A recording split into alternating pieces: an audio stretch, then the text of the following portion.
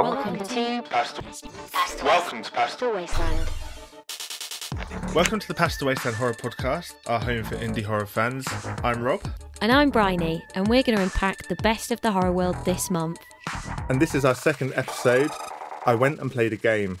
Last week we went to the Saw experience and the screening of Infinity Pool, so we're really excited to dig into that. But first, a little bit of indie horror news. Cleveland, Ohio-based filmmaker Matthew Hunter is gearing up for production of his film Nightmares Unleashed, which is described as bringing together multiple subgenres of horror in telling the story of a young lady who gets sucked into the TV and must battle to escape the nightmares and creatures of the film she's watched. The film will be shooting at 2 haunted houses, a cornfield, a ballroom and loads of other cool places. The costumes are handmade and most of the props have been created by local business rather than places like Spirit Halloween. The Indiegogo campaign is currently live and there are some really exciting packs on offer. There will be 19 days left of the campaign when this episode goes live, so be sure to check out the link in this episode's Spotify description and take a look at all the details. Our second piece of news is the indie short film Footsteps, directed by Janine Pipe and executive produced by Neil Marshall, has been fully funded on Indiegogo. The film is adapted from Pipe's own short story published in 2020 and brought to the screen by Pipe Screen Productions in collaborations with Alt View Productions. Executive produced by Neil Marshall, who made Dog Soldiers and The Descent, and more recently The Lair, which is available on Shudder. The film will follow the story of a group of young women that head into Marshall Woods, intending to blow off steam and find inspiration for their book about local missing person lore and legends. There, they soon discover they are not alone and unwittingly begin a bloody fight for survival against a terrifying and unnatural antagonist. As announced exclusively on Starburst magazine, the film stars the amazing Annabella Rich of Eating Miss Campbell and Video Shop Tales of Terror fame, and Nicole Riddle, who is known for Mask of the Devil and White Sky. The film has reached a total of £7,435 by 106 backers, which I think we can all agree is actually an incredible feat. We can't wait to see how it progresses, and you can find out more information about the film in our description. Okay, and finally, I also wanted to give a shout out to indie horror book platform Godless. Godless has been doing some amazing work in the community, giving voices to horror writers of all backgrounds, and if you're into reading horror, there are stories available from 50 cents, which is like 43p, many of which aren't available anywhere else on the web. I encourage people to go and search the page, check out all of the different stories, and I'm sure you'll find something that suits your interests perfectly. So now we're going to get on to the Saw experience. Hello, London. I want to play a game.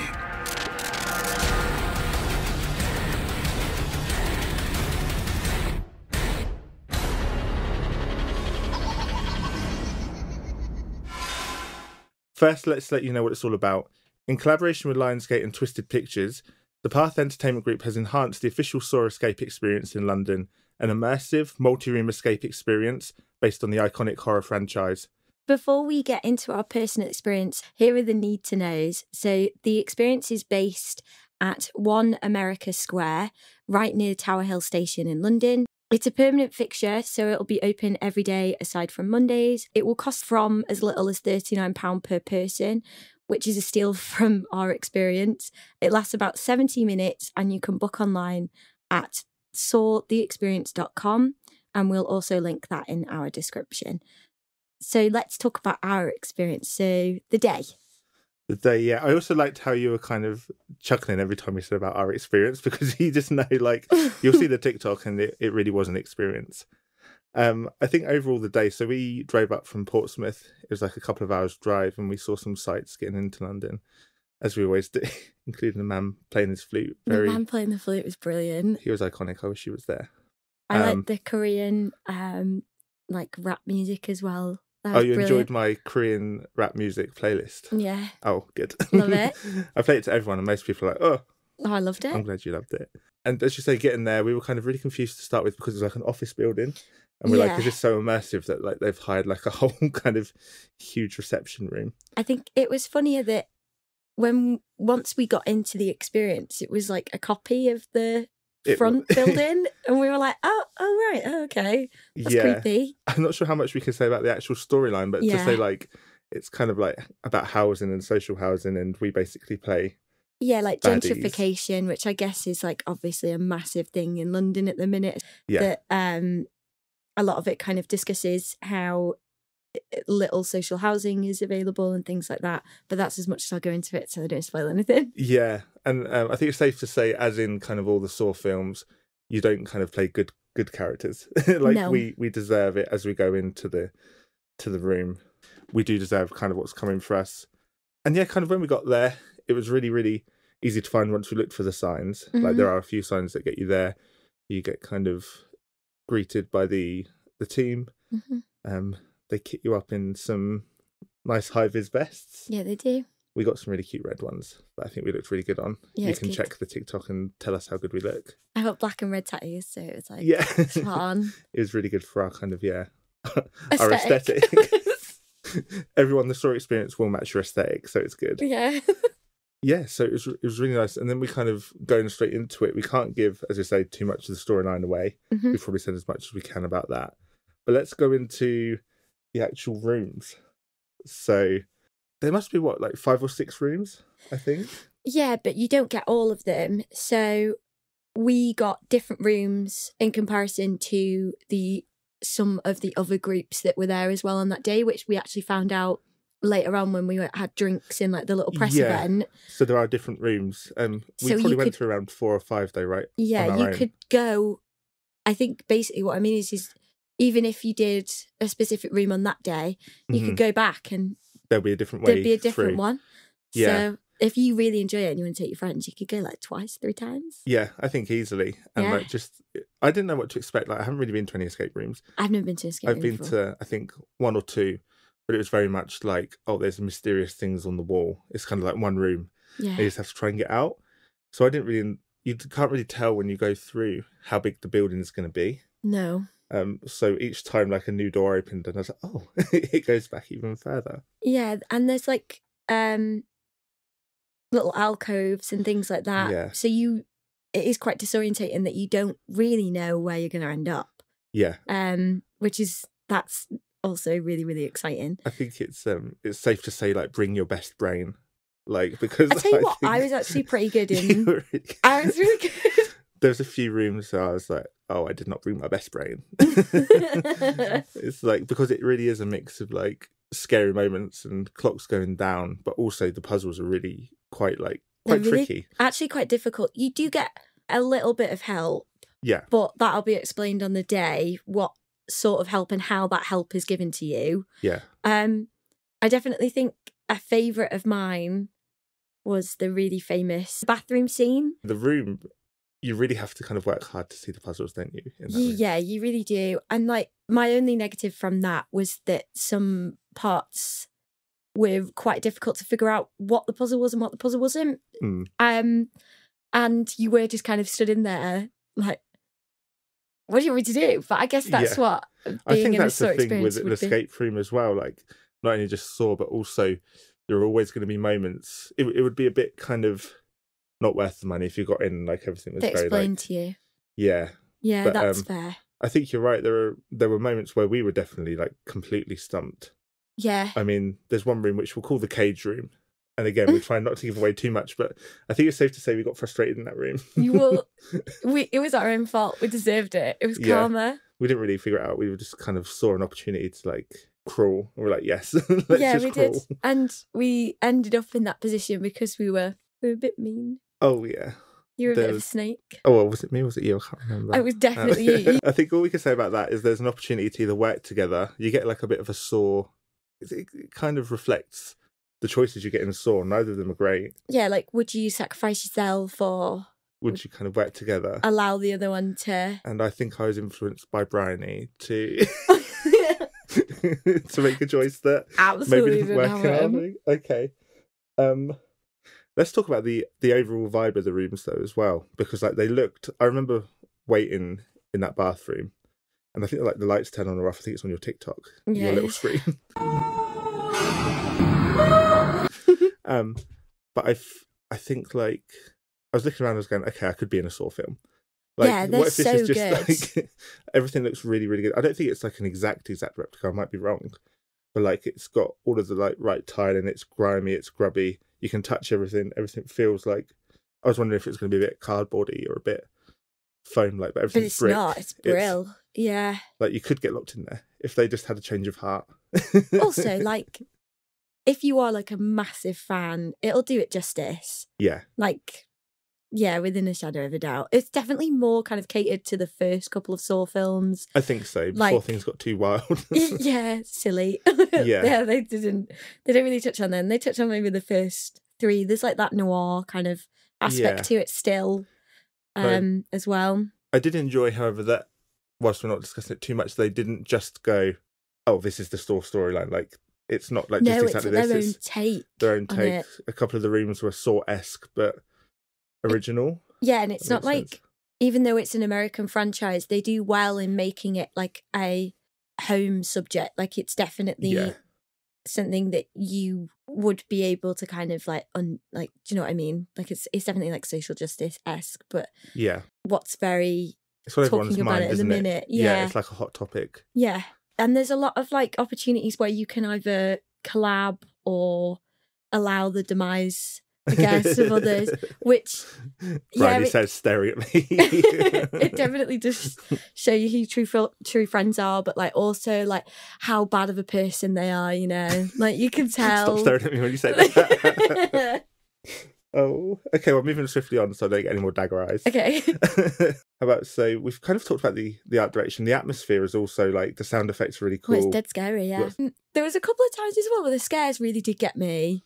Yeah. I will be honest, like, and because I think everything's funny and will run off in front, Yeah. but I don't know. And then I'm the first one to get scared of anything. I went into like spy mode at one point. I was like, right, everyone's following me. I'm going to like push the door and then stand back. Yeah, I saw that. As if I could like trick someone who like is a scare actor. Nothing was there. You were good at that. I noticed you do that a couple of times and you were like, the coast is clear. Like, oh, well done. If we're ever in like a post-apocalyptic situation, We'll I think just throw I'd be good everyone at else that. under the bus. Yeah. Like you did in the trap. Oh, and also like the gameplay. So obviously we were a duo. I think everyone was in 2s or 3s, weren't they? Yeah, with 2s or us? 3s. You go off into 4s and 6 and 9. Yeah, I think you go off Yeah. into like, so they kind of set you up with a couple of other groups, and as you say, they split you off into different rooms, and you have a Yeah. different experience. I think that's really nice because there are a couple of moments where you do have to interact with strangers. Yeah. Like no one really knew each other. I think it's nice to be thrown into that situation and have that kind of vibe as well. But most of the actual smaller rooms you're in by just your group, just Yeah. the people you bring. So it's nice to kind of get a bit of both of that. And then I guess the last area, the trap room bar, I had a great time. I think, firstly, everyone, if you haven't watched the TikTok of Bryony trying to pour a cocktail in the trap room bar, you have to watch it. The link is in our description. I think I was more scared then than I was in the whole Saw room. It was really nice because you finish the experience and you come straight out to the bar and you're like, oh, you're like, right, I'm back in the real world now, I think. Yeah. And I think you do need a stiff drink after it. And the cocktails were really, really nice. Yeah, they had like margaritas with needles in them. Yeah, they that were you very could like, squeeze over the top on your own. And then the one that I couldn't pour was it was like a blood bag. like an IV drip, yeah. Yeah, and it was of a What was it? I can't remember. I just remember It laughing was at you a too much. I can't daiquiri. remember what it tasted like. it was a strawberry daiquiri. Was it? Yeah, and he was like, "Oh, I'll show you how to do it. Like, you just have to like flick the bottom off and click it, but you don't need to hold it. So if I'd have just let go, it wouldn't have done it. Right. Yeah, but I panicked, and I guess my grip hardened during the panic. You just like she-hulked it. Yeah, Went basically, everywhere. and then looked at you like Yeah. you just stood there. I think, as I say, watch the video. It's hilarious. It was also really nice that you get kind of we forgot to say at the entrance you get your photo taken, Yeah, and there's an opportunity to get digital pictures yeah. and some really nice printed pictures at the end, which are kind of all on brand. Really nice. I've put them up on my wall. I put one up on my wall. I need to Did give you the other get- one to you. Yeah, thank you. You can just have the one I didn't pick. Okay. And no, I'll show you both. You drove. You get to keep the best one. But I felt like overall the experience, I think, especially not going in and not knowing what to expect, I feel like I had a really, really great time. I loved it. I feel like I haven't been to anything like that before. I think even if you are used to escape rooms or multi-room experiences, I think you're going to really love this. And if you're a Saw fan as well, that just adds another layer. We've got to say as well, Tobin Bell, his voice is throughout it as well, the original Jigsaw. Yeah, he is. He's got a lot of screen time. Yeah, scream time. And it is just that careful attention to the Saw kind of branding. I won't say too much as well, but the little lad does make an appearance. Oh, yeah.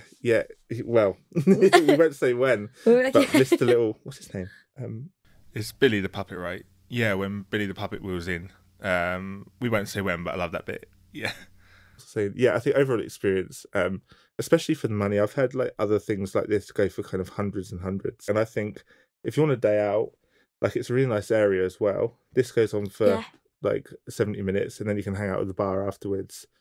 And it's just a really well-rounded experience. I don't think there's any moments where I was like, I'm bored or kind of anything like that. I was fully immersed. Also, at every point. You're not like running through the darkness for like, do you know what I mean? Like it's not like just, I guess, a generic kind of scare thing. It's not just all solely based on like people jumping out or being chased or things like that. Like there's genuine, like, they make you work for the scare factor. Yeah, they really do. And like you can see the scares. So you're not just in a black abyss. Like scared of your own shadow. Yeah. I think it really balances the puzzles well with the scare factor and the storyline. And I really want to go back. I think I'd really like to go back. I'll tell you what, Lucy did another one who we met outside. Yeah. Because she didn't do one of the ones that we did. Right. And it sounded actually quite cool what they did. Really? Yeah. So we have to go back. And that's a good thing as well. As we said, there's like a replay factor. So you can go back at least another time. Yeah. Or even like another couple of times. Because I'd imagine like going with different people, having different people in like the other rooms would make it a different experience. So it's not just a one and done thing as well. So we just want to say a huge thanks to the Path Entertainment Group for inviting us along to try the experience. We absolutely loved it and we'd love a chance to come again soon. Also, it was our first like mini press event that was as Pastel Wasteland, I guess, not a film festival. So and so that was like, it will hold a special place in our kind of absolutely will history. Little collaboration history, rather. Yeah, definitely. Love it. Visit pastelwasteland.com to join our email community. We are building exclusive content that will be delivered straight to your inbox twice a month.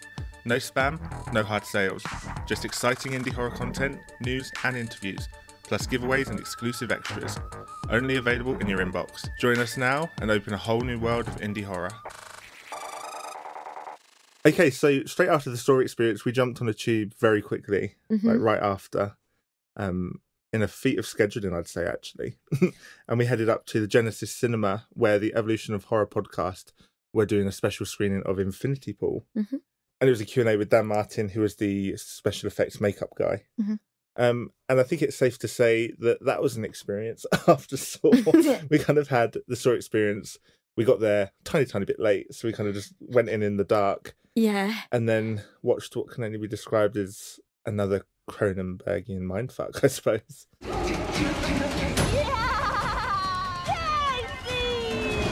It was intense, wasn't it? Yeah. It was an intense day. I preferred this to Possessor. I'll just say that off the... Yeah, so it's a Brandon Cronenberg, sorry, not a it's David. all right. So you preferred it to Possessor? Absolutely. Yeah. Without a shadow of a doubt. What do you think? What did you kind of think of the story overall?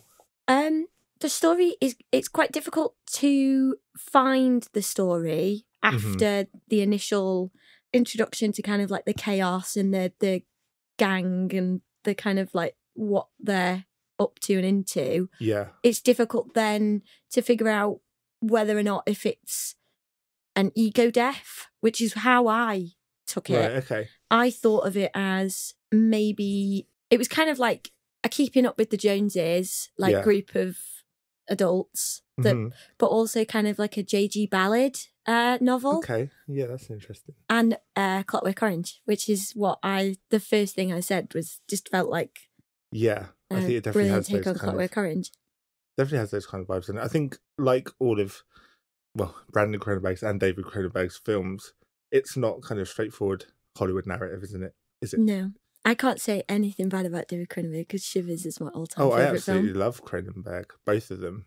But I think it's not the kind of thing. It's not like a popcorn flick, is it? It's not like no, beginning, middle, absolutely end, not. and everything like wraps up nicely. It's never a nice watch, is it? It's never a nice viewing. It's always a bit weird. It always makes Yeah. your body feel a bit weird. But we came there for body horror and we got it. Yeah. If you're going in it for any sort of body horror, oh my God, Dan Martin delivers. It is absolutely incredible. Like Yeah. when they were doing the Q&A afterwards, like, and he was talking about the things that he created, especially the explicit genitalia that he made for it. It was just mad. Like, I didn't know that some of that was made. No, I guess I thought it was like I thought it was maybe CGI, but it's safe to say there's a lot of very weird like sex imagery scenes and a lot of weird like dreamy, weird kind of sticky, violent. There's a lot of slime. There's a lot of slime. There's so much slime. There's so much goo. Dan Martin, we want to know exactly how much slime you used on that film. I think he was saying that the most difficult thing was like the hair and stuff. Yeah, because when you have to put it in prosthetic like heads and hair, you have to like puncture each hair in. Yeah, they'd like sew the hair into the scalp. Task. I don't think I'd enjoy that. But there was it was brilliant. Mia Goth's great.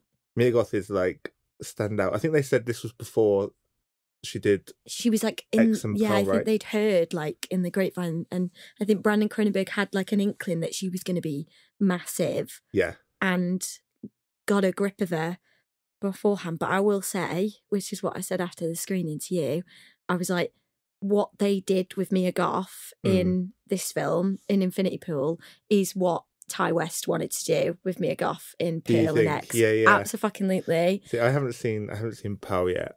I saw X, and I kind of get what you mean. It's kind of like a similar like vibe in terms of her mental state and her performance, isn't it? Yeah. But I think you're right. Infinity Pool. There's that one scene. I think I won't give any spoilers away, but if I just say the scene where she's lying on the car. Oh, the wine. Oh, my with wine. The wine. Like, oh, my wine. And it's just so like the scene shouldn't be funny. It's just very awkward. She's but her real. performance is insane. Like she's definitely stand out in it. Yeah. I think even if you were just a fan of Mia Goth, I think you just have to see the film. I also saw Alexander Skarsgård in The Kingdom. You thought you were going to say In the Nude. Shut up. No, You're like, yeah, I know you did. Well, he was like the heart-throbbing True Blood as well, wasn't he? Yeah. I loved him in that. Grew up like in love with that man. So that's all right. But no, he was in The Kingdom as well. So he's done quite a few of these like cool kind of like more experimental horrors, I guess. Yeah, he's kind of doing quite a wide range of different things. He's not just staying super Hollywood. Yeah, I think obviously Mia Goth was in A Cure for Wellness and other things like that, but they always had her as like kind of like weird and quiet. Yeah. But now they're just completely embracing her, like her just voice. Be unhinged. Yeah, they always had her like really quiet and like, because she looks like she grabs the scene like through the way that she looks, like she's just kind of mesmerizing. But I think now a lot of people are kind of embracing the way that she sounds and expresses herself. Yeah. And I don't think they could have chosen anyone better. And I don't think so. She's just going to go from strength to strength after. Yeah, I can't wait to see what she does next. And also like what Brandon Cronenberg does next, because it's always an experience. Like Possessor, like even though it wasn't like either of our favourites, it's still like a weird like experience. It's keeping body horror very much like weird. I think as well with Possessor, it spoke to a lot of people, and a lot of people have taken away like their own kind of interpretations of it and things like that. And I think if you're evoking that sort of emotion from a wide range of people, and like especially specific groups of people, like you're doing something right. Yeah, I agree 100%. I don't even know if you can give away spoilers for this film. Like I feel like it's so twisty and strange. Come out on it. I just think in terms of the style, it's just like I think you could say anything and it wouldn't really spoil it because it's such a mind fuck. Yeah. What was your favourite scene? I like the scene after they go on kind of like a drinking, I guess, drug fueled bender, and they are like, well, we need more alcohol, so we'll just cause a bit of mayhem in the local town. It's basically the scene that made me, this is quite Clockwork Orange. And that's where like everything bad that they ever did, it doesn't really matter. It's more of like a fever dream to them if they do participate in these sorts of actions. I see what you mean, definitely. Yeah, especially the scene like very soon after that shows them all kind of, I guess, it teases them getting their comeuppance, but that's quickly, the rug's kind of pulled away and the curtains are opened, and that's not really the case. Yeah, I agree. I think I already mentioned the car scene, which when you see it, you'll love it, I'm sure. Also the scene where he has his like first, I don't know how to describe it, his first body double. And like there's this whole scene where the family member of someone that's been killed has to kind of take their revenge without saying too much. And it's super gory. Like the effects again are insanely good. And that was the scene, I think, coming out of the cinema that just kind of stayed in my mind. So I think if you get a chance to see Infinity Pool, I think it's well worth it. And I mean, it was actually also my first time in Genesis Cinema. Was it yours as well? Yeah, it felt like it felt more like a theatre. Yeah, I think that's a good way to put it. I think, especially if you haven't been before, it's quite imposing. Like, especially as we were a bit late and had to like climb up all them stairs. It's not like Screen 6 at View Come Wharf, is it? But it was really nice. So if you can see it in kind of like a theatrical setting, I think that would be a really good idea. So like your local indie cinema. Let's see if the number 6 will play it. I bet they would. I think the number 6 would love it. We'll have to speak to them. Yeah. So that is Infinity Pool. Definitely have a watch of that if you get the chance. And I think to kind of round off the end of the podcast, we're going to talk about something that we've both seen recently. Not together. Mine's actually really quick. I finally saw Smile, which is kind of right down my street. Like, I think I was speaking to someone about it actually, and it would have really done well if it came out when The Ring and stuff came out. Do you know what? Like 2000s cheesy kind of. I think it's misleading. Do you? I don't think it's as cheesy. The last 15-20 minutes are not fucking cheesy. I don't think it's cheesy. It's scary. The last 20 minutes of that film is terrifying. You have a thing about weird smiles though, don't you? It's that character design. Yeah, that monster character design. That monster design, just awful. Now that's causing quite like a... Not awful in a bad way. Awful in a good way. But some people are saying it's kind of awful in a bad way. Like some people hate it. Really? And think it ruins the whole film. Oh my God, I absolutely loved it. I thought it made the film. I really did as well. It felt kind of like urban legendy, creepypasta-y. Do you know what? I thought the whole film, you're like having a laugh and you're like, hee hee, this is really funny. And then there's a scene where it's a dream but not a dream. Yeah, and that, the end scene. That freaked me out. It like tears his face off. It gets all fucking horrible. Yeah. I was like, I'm out. Like this, I think it just changes the whole tone from it being this like giggly kind of like slapstick horror to like just damn right like monster, like creature flick. Yeah. Loved it. Oh, I love that. So Bridie, I know that you want to talk about it really badly. Okay, What have you been watching in the horror/weird world? Okay, I came across a TikTok about season 2 of From with another creepy smile, so this leads quite well. And I've binge watched the first season. So From is basically, it surrounds this family that are going on holiday. It's actually the last holiday before the parents are going to announce their divorce to the children. Uh-oh. So it's very, very claustrophobic in this little camper van. And as they take a wrong turn and come across a large tree in the middle of the road. So they go to a neighbouring town to attempt to get help or find their way back to the motorway, which is where they have an accident and find that the town is surrounded by these ghoul type vampires. And then the rest of the show is everyone's backstories, how they got to the town. Most people got to the town for a similar way, whether it's some sort of purgatory or it is, there is a way of like breaking out of the cycle and escaping this town.